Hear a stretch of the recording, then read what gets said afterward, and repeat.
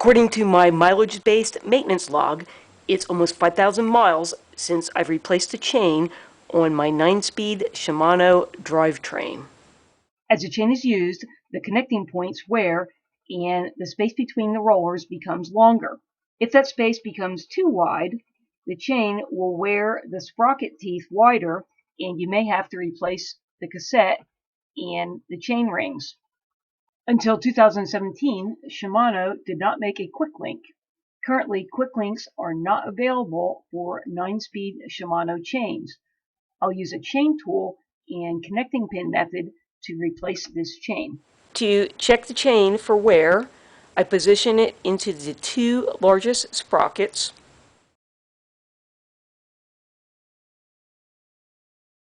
A new chain will measure 1 inch between the 2 points indicated on the picture. I measure from the edge of a rivet to the edge of the next rivet that's 12 inches away, and I should not measure more than 12 and 1/16 of an inch. You can also buy a tool to check chain wear. If the span is beyond 12 and 1/16 of an inch, then I'm likely beginning to damage the teeth on the sprockets. Using this method on when to change my chain, the last cassette lasted 17,000 miles, and these are the original chain rings, and they have about 32,000 miles on them. While the chain is positioned in the largest two sprockets, ensure that the chain length is not too short. There should be a bend in the chain around this pulley and a bend in the chain around this pulley. When the chain is positioned in the smallest sprockets, the chain should not drag against the bottom of the derailleur. It should clear it.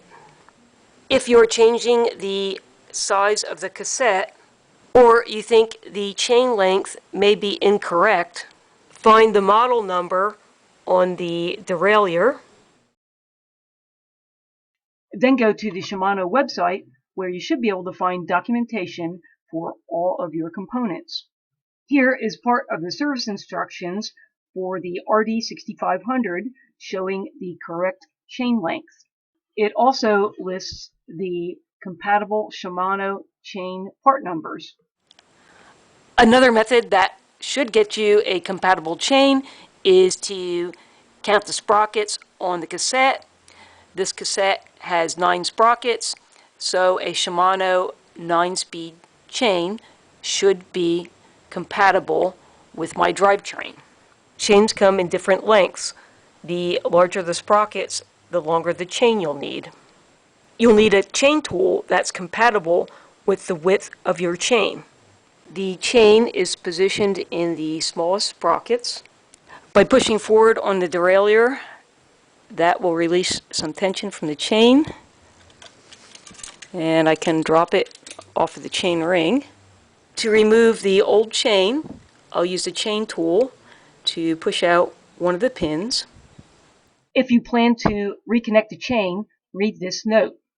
Also note that there is a different reinforced connecting pin for each size chain. The pins are to be used one time only.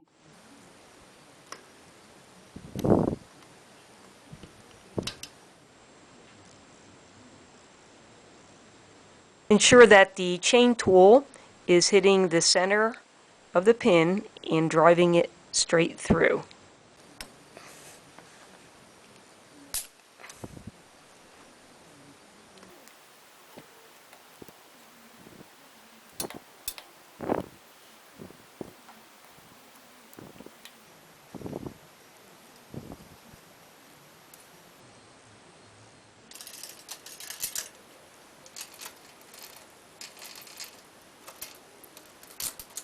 Align the outer plates of the old and new chains. At the other end of the chain, you can see that the inner plate end on the old chain is offset to where the inner plate of the new chain is located. Give the old chain a push backwards to compress it, and make sure that the links line up on both chains. When I'm sure that I have the same amount of links in the old and new chains, I'll mark this pin on the new chain as the one to push out.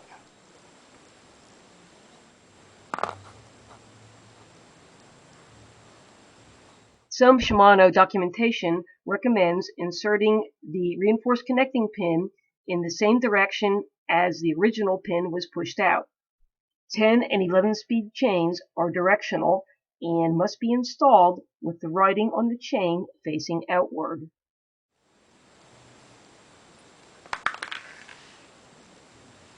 To use the connecting pin method, one end of the chain will have inner plates on its end, and the other end will have outer plates. After I've threaded the new chain through the drivetrain, I'll connect the inner and outer plates together, and I'll put the longer tapered end of the connecting pin through the plates and the roller, and then place it in the chain tool and drive the reinforced connecting pin through the plates and the rollers.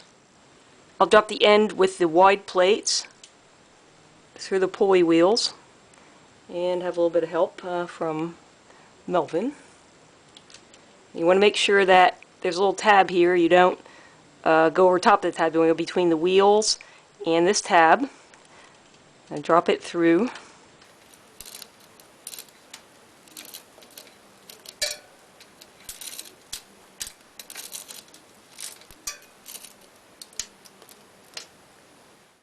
If you are following Shimano's recommendations, ensure that you do feed the outer plate end of the chain first.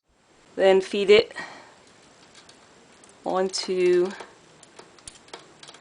the smallest sprocket over top. Then through the front derailleur,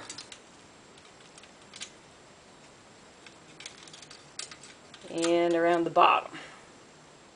You can put a drop of lube on here if you like, and then I'm going to drive the pin this direction so that when we break the end off, if it's sticking out a little bit, it won't be facing the sprockets on my cassette.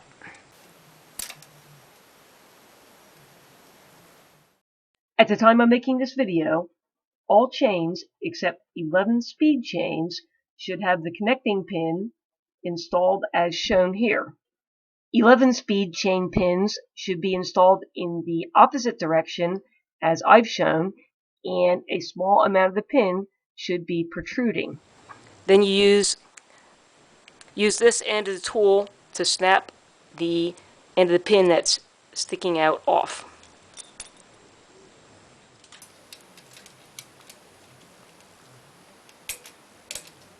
Then backpedal and watch at the derailleur at the hard bend to see if any of the links are stiff. There aren't any stiff links on this chain, but if you do have any, go to the stiff link location and just wiggle the chain back and forth until it frees up. Take it out for a test drive, and if it's not shifting nicely, especially in the sprockets that you use the most, then try replacing the cassette. I hope you found this video helpful. A thumbs up is always appreciated. Click on the channel name, Know How Now, to find other videos, and thanks for watching.